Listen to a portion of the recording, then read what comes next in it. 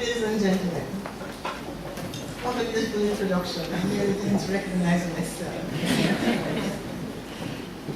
I see so many familiar faces.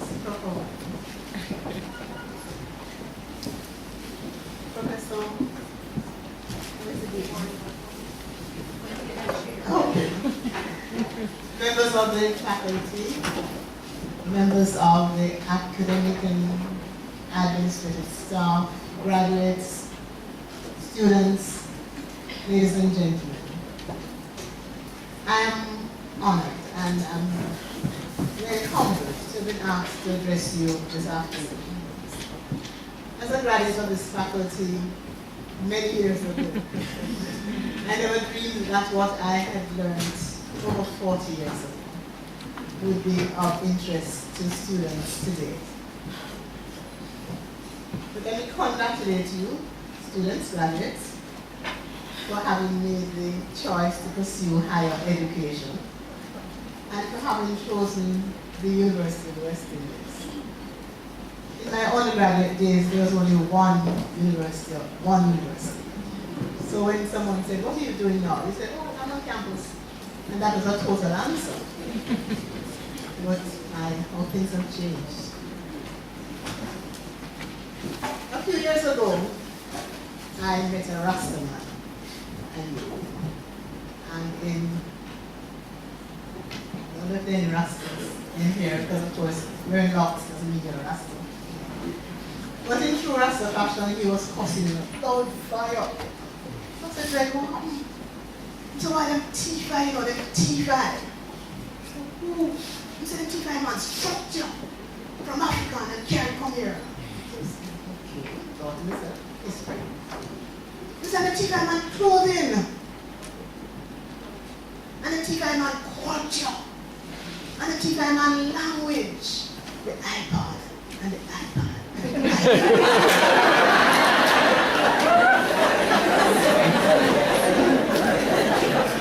Let us take a look at Steve Jobs, the man responsible for the iPod and the iPhone. Everybody knows who Steve Jobs is, right? And there's so many lessons from his life. But what I want to share with you today is some of his philosophy about personal development that he shared during his commencement speech to the University of Stanford in 2005. He said, "When I was 17, I read a quote that went something like this: if you live each day as if it was your last, someday you will certainly be right." It made an impression on me, he said, and since then, for the past 33 years, I have looked in the mirror every morning and asked myself, if today were the last day of my life, would I want to do what I'm about to do today? Why are you here today? What is your game plan? Graduates, where do you see yourself in 5 years, in 10 years, in 15 years? Are you living somebody else's dream by being here?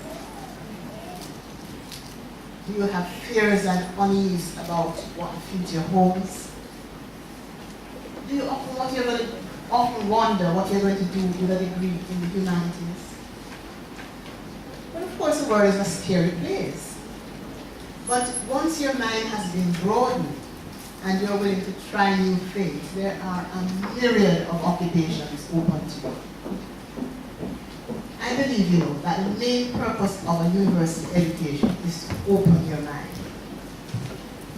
John Henry Newman said, the point of a university education is not academics. It is about the future of the whole person. The education gained at a university, the education you have gained here, what it does for you, it allows you to think. It is about the quality of the mind and what to do with what you have. A university education brings the mind to form. So as I've said before, once your mind has been broadened, there are any number of things you can do.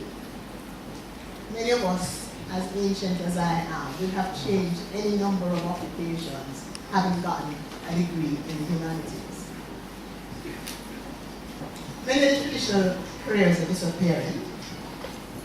There's no longer a secretary, for example. But they're being replaced by new ones. Two of the areas that are new and vital for most organizations now are risk management and project management. In many organizations, everything is managed as a project. And after Enron, many organizations have employed risk and compliance officers. But as technology changes the landscape, everything will continue to change. New jobs and new careers have been created, and there are the old ones. So don't fear what you're going to do. As part of Generation Y, you are not looking for a lifetime career. You will change several careers in your lifetime. So it is not so important what you do. Of greater consequence is how you do it. What you portray as being you is what matters. I want to leave 3 thoughts with you today. And the first one is, live with energy and enthusiasm. Remember the Steve Jobs quote? If today was your last day, would you want to do what you're going to do today?